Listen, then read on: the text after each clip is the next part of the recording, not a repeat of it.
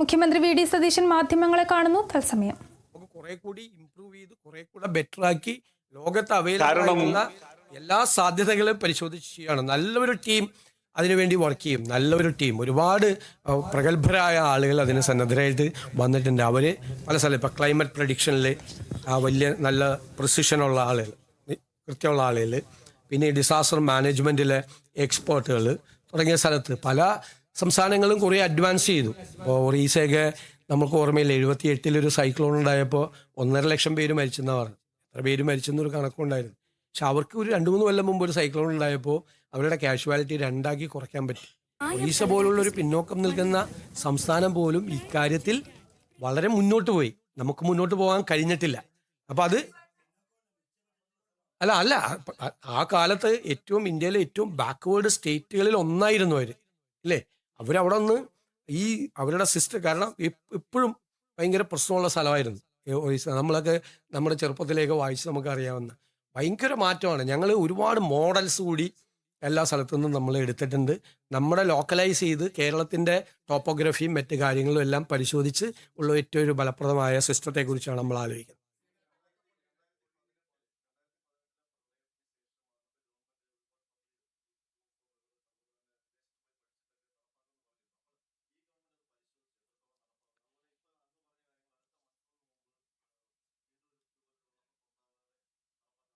അല്ല, നമുക്കത് ചെയ്യണം, ചെയ്തേ മതിയാവും. കേരളം അത് ചെയ്തേ മതിയാവും. ഞാനിപ്പോൾ കഴിഞ്ഞ ഗവൺമെൻറ് ചെയ്യാത്തതിനെ കുറിച്ച് കുറ്റപ്പെടുത്തലല്ലോ ഇപ്പോഴത്തേത്. നമുക്ക് ചെയ്യണമായിരുന്നു. കാരണം ഓക്കി കഴിഞ്ഞിട്ടുണ്ടായ ഒരു വലിയ മാറ്റം, ഈ ക്ലൈമറ്റ് ചേഞ്ചിലേക്ക് ഉണ്ടായ മാറ്റം പരിശോധിക്കണം. ഞങ്ങൾ അന്ന് നിയമസഭയിൽ പ്രതിപക്ഷത്തിരിക്കുമ്പോഴും ഒരു പൊളിറ്റിക്കൽ സാധനമായിട്ടല്ല ഈ IPCC റിപ്പോർട്ടും കേരളത്തിലുണ്ടായ മാറ്റമാണ്. ആ മാറ്റത്തിനനുസരിച്ച് കേരളം തയ്യാറെടുപ്പ് നടത്തണം. നമ്മൾ പറഞ്ഞില്ലേ, റൂം ഫോർ റിവർ എന്നുള്ള ആശയമൊക്കെ നല്ലതാണ്, പക്ഷെ നടപ്പാക്കാൻ പറ്റിയില്ലല്ലോ നമുക്ക്. അതല്ലേ പ്രശ്നം.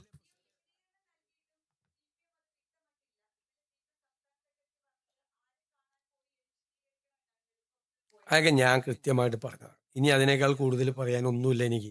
ഞാൻ കഴിഞ്ഞ പ്രാവശ്യം സംസാരിച്ചതാണ്. നിങ്ങളിപ്പോൾ ഈ വിഷയവുമായിട്ട് ബന്ധപ്പെട്ട്, ഈ ഫ്ലഡുമായിട്ട് ബന്ധപ്പെട്ട് എന്തെങ്കിലും ഉണ്ടെങ്കിൽ ബാക്കി, എന്നിട്ട് വേറെ വിഷയത്തിലേക്ക് കിടക്കാം പ്ലീസ്. ഒരാൾ ചോദിക്കും, അങ്ങ് ചോദിക്കും.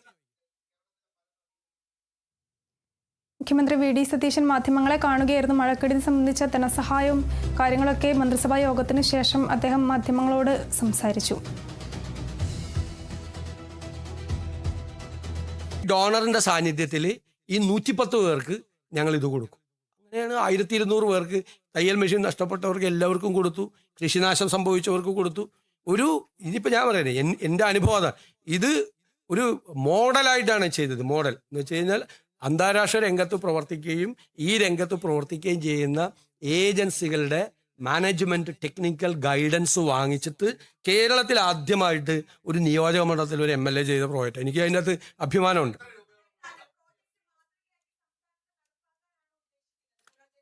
അല്ലല്ല, നമ്മളിപ്പോൾ വൺ കേരള മിഷൻ നമ്മൾ ഡിക്ലെയർ ചെയ്തിട്ടുണ്ട്. ഇതൊക്കെ നമ്മുടെ അനുഭവത്തിൽ നിന്ന് ചെയ്താണ്. ബജറ്റിൽ വെറുതെ ഒരു ഇതല്ല.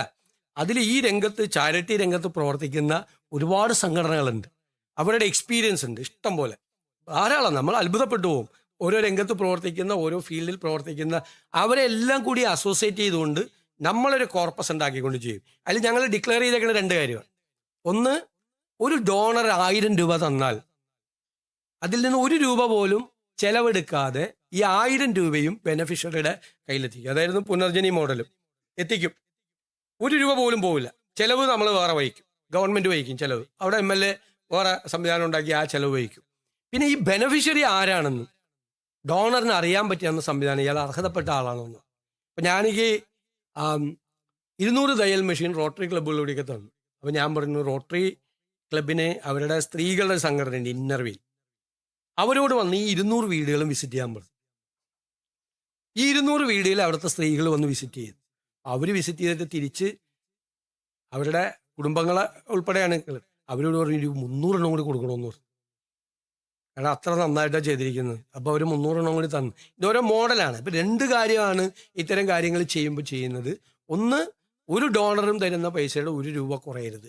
2, ബെനഫിഷ്യറിയെ സെലക്ട് ചെയ്യും. ഞാൻ എങ്ങനെ ബെനഫിഷ്യറിയെ സെലക്ട് ചെയ്ത്, ഒരു മാനേജ്മെൻറ്റ് സ്കൂളുണ്ട്, കോളേജ് കളമശ്ശേരിയിൽ, XIME സേവിയേഴ്സിൻ്റെയാണ്. അവിടുത്തെ 200ഓളം സ്റ്റുഡൻസ് MPA സ്റ്റുഡൻസും അവിടുത്തെ അധ്യാപകരും വന്ന് സർവേ നടത്തിയിട്ടാണ് ആ സർവേയുടെ റിസൾട്ട് വെച്ചിട്ടാണ് ഇത് ചെയ്തത്. ഇപ്പോൾ കടകൾക്ക് വിതരണം നടത്തിയപ്പോൾ അതിൻ്റെ കൂടെ വ്യാപാരി വ്യവസായി സംഘടനകളുടെ ലെറ്റർ കൂടി വാങ്ങിച്ചു. അപ്പം പിന്നെ ഞങ്ങളുടെ ഒരു ടീം വിസിറ്റ് ചെയ്ത് നോക്കി. അങ്ങനെ 2-3 മാർഗങ്ങളിലൂടെ നമ്മൾ ആരെങ്കിലും തരുന്ന പൈസ പറ്റിക്കരുതല്ലോ, മറ്റവർ തട്ടിപ്പിച്ചു കൊണ്ടുവരും. അങ്ങനെയുള്ള നിങ്ങളൊന്ന് പഠിക്കുക, ആ സ്കീമൊന്ന് പഠിക്കുക. നിങ്ങളെന്നിട്ട് എഴുതാ അതിനെ പറ്റിയൊക്കെ. എൻ്റെ പേര് പറയണ്ട.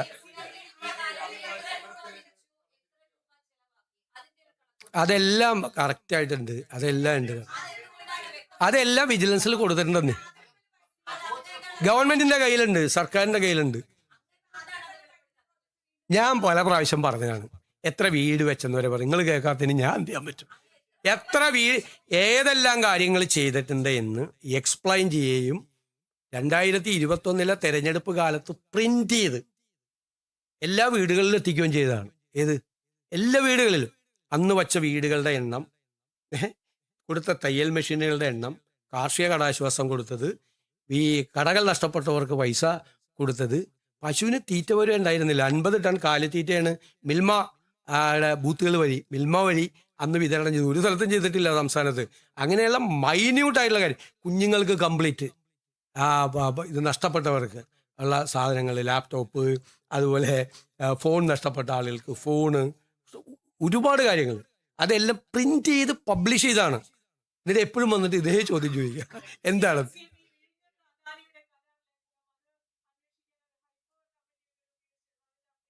അവർ തരും, അവർ റിപ്പോർട്ട് തരും.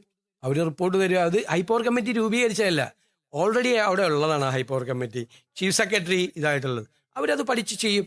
മാത്രമല്ല അതിൻ്റെ അത് 2 ആസ്പെക്റ്റ് ഉണ്ട്. ഒന്ന്, സ്ട്രാറ്റജിക് ആയിട്ടുള്ള കാര്യങ്ങൾ അനുമതി കൊടുക്കേണ്ടത്, സെക്യൂരിറ്റി ആസ്പെക്റ്റിൽ കൊടുക്കേണ്ടത് കേന്ദ്ര ഗവൺമെൻറ്റാണ്. അതൊക്കെ കിട്ടി ധൃതി പിടിക്കേണ്ട ആവശ്യമില്ലല്ലോ. നമ്മളെല്ലാം പരിശോധിച്ച്, ഞാൻ പറഞ്ഞല്ലോ, സ്റ്റേറ്റിൻ്റെ ഇൻട്രസ്റ്റ് ഒരു ദോഷവും വരാതെ എന്താണ് ചെയ്യാൻ പറ്റുന്നതെന്നാണ് നമ്മൾ പറഞ്ഞിരിക്കുന്നത്.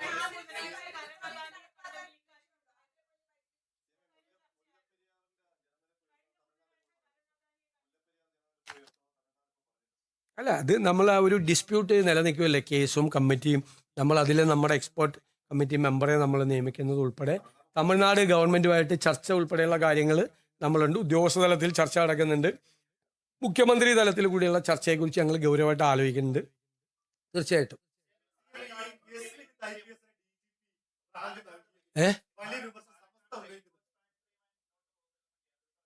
എന്താണ് അതിപ്പോഴല്ല അവരെ അറിയിച്ചത്, 2022 അറിയിച്ചാണ്. 2022 അറിയിച്ചപ്പോൾ ആ സ്ഥലം റെയിൽവേയിൽ നിന്ന് വിട്ട് കിട്ടാൻ വേണ്ടിയിട്ടാണ് കഴിഞ്ഞ ഗവൺമെൻറ് നോക്കിയത്.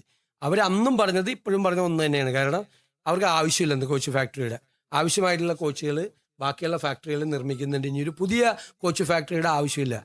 ഇപ്പോൾ റെയിൽവേ പറഞ്ഞിരിക്കുന്നത് അവർ ഏതെങ്കിലും ഒരു ഇൻവെസ്റ്റ്മെൻറ്റ് കൊണ്ടുവരാം എന്നാണ് പറഞ്ഞിരിക്കുന്നത്. അപ്പോൾ റെയിൽവേ മിനിസ്റ്ററുമായിട്ട് നമ്മൾ സംസാരിക്കും. ഇതിപ്പോൾ കിട്ടിയ ഇൻഫർമേഷൻ അല്ല, ഇപ്പോൾ ഒരു വാർത്ത വന്നൊന്നല്ല.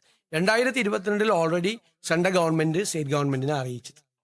ഇപ്പം ശരിയപ്പോൾ അത്രയും മതി.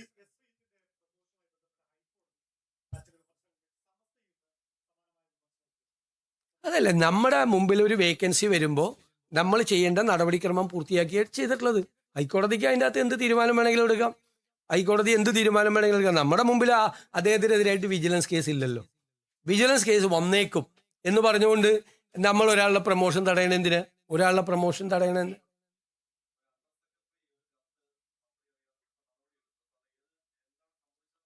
അത് സർക്കാർ അന്വേഷിച്ചിട്ടാണല്ലോ നടപടിയെടുത്തത്. അത് അന്വേഷിച്ചിട്ടാണ്. അതായത് സസ്പെൻഷൻ ഒരു അന്വേഷണ വിധേയമായിട്ടാണല്ലോ സസ്പെൻഡ് ചെയ്തേക്കുന്നത്. പ്രഥമ ദൃഷ്ട്യ ഗുരുതരമായ തെറ്റ് ചെയ്തിട്ടുള്ളതായിട്ട് കണ്ടു. കാരണം അവിടെ നിന്ന് മന്ത്രി കൊടുത്തതല്ല ഇതായിരുന്നു. അതായത് മനഃപൂർവ്വം ഒരാളെ സഹായിക്കാൻ വേണ്ടി ചെയ്തതായിട്ട് പ്രഥമ ദൃഷ്ട്യ മനസ്സിലായതുകൊണ്ടാണ് നടപടിയെടുത്തത്. ഇനി അത് അന്വേഷണം പൂർത്തീകരിച്ചിട്ട് ചെയ്യും. സസ്പെൻഷൻ പണിഷ്മെന്റ് അല്ലല്ലോ. അവർക്ക് അനുകൂലമായിട്ട് റിപ്പോർട്ട് കൊടുത്ത ആള് സസ്പെൻഡ് ചെയ്ത് കഴിഞ്ഞാൽ പിന്നെ അവരത് പറയില്ലേ? അത് നാച്ചുറൽ അല്ലേ?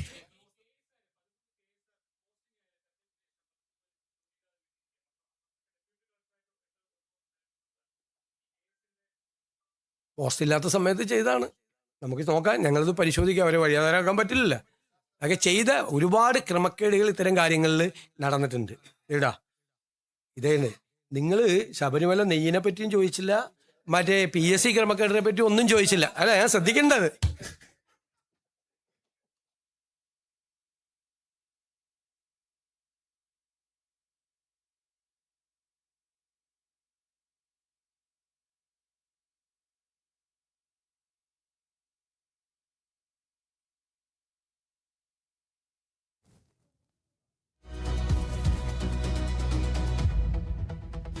സംസ്ഥാനത്ത് മഴക്കെടുതി അനുഭവിക്കുന്നവർക്ക് പ്രഖ്യാപിച്ച ആനുകൂല്യങ്ങളെക്കുറിച്ചായിരുന്നു മുഖ്യമന്ത്രി മാധ്യമങ്ങളോട് സംസാരിച്ചത്. സംസ്ഥാനത്ത് മഴക്കെടുതിയിൽ വീടുകളിൽ വെള്ളം കയറിയവർക്ക് 10,000 രൂപ അനുവദിക്കുമെന്നും വീട് നഷ്ടപ്പെട്ടവർക്ക് 6 ലക്ഷവും വീടും സ്ഥലവും നഷ്ടപ്പെട്ടവർക്ക് 12 ലക്ഷവും രൂപയും അനുവദിക്കുമെന്നും മുഖ്യമന്ത്രി മാധ്യമങ്ങളോട് പറഞ്ഞു. അതുമാത്രമല്ല, കടകൾ നശിച്ചവർക്ക് 10,000 രൂപയും അനുവദിക്കും. ഒരു വീട്ടിൽ നിന്നും 2 പേർക്ക് 300 രൂപ വീതവും ദിവസേന അനുവദിക്കും. അതുമാത്രമല്ല, മുതലപ്പൊഴി പ്രശ്നം സംബന്ധിച്ച വിഷയത്തിൽ അടിയന്തരമായ തീരുമാനമുണ്ടാകുമെന്നും അത് സംബന്ധിച്ച ചർച്ച അടുത്തു തന്നെ ഉണ്ടാകുമെന്നും തീരപ്രദേശങ്ങളിൽ കടൽ ഭിത്തി സ്ഥാപിക്കുമെന്നും മുഖ്യമന്ത്രി വാർത്താ സമ്മേളനത്തിൽ അറിയിക്കുകയുണ്ടായി. മഴക്കെടുതിയിൽ ഇതുവരെ 26 മരണമാണ് സംഭവിച്ചിരിക്കുന്നത്. മാത്രമല്ല, കാലാവസ്ഥാ പ്രവചനത്തിന് കൃത്യമായ സംവിധാനം ഉണ്ടാകുമെന്നും ഡാം മാനേജ്മെന്റിന് AI അധിഷ്ഠിത സംവിധാനം ഉണ്ടാകുമെന്നും മുഖ്യമന്ത്രി വാർത്താ സമ്മേളനത്തിൽ വ്യക്തമാക്കി.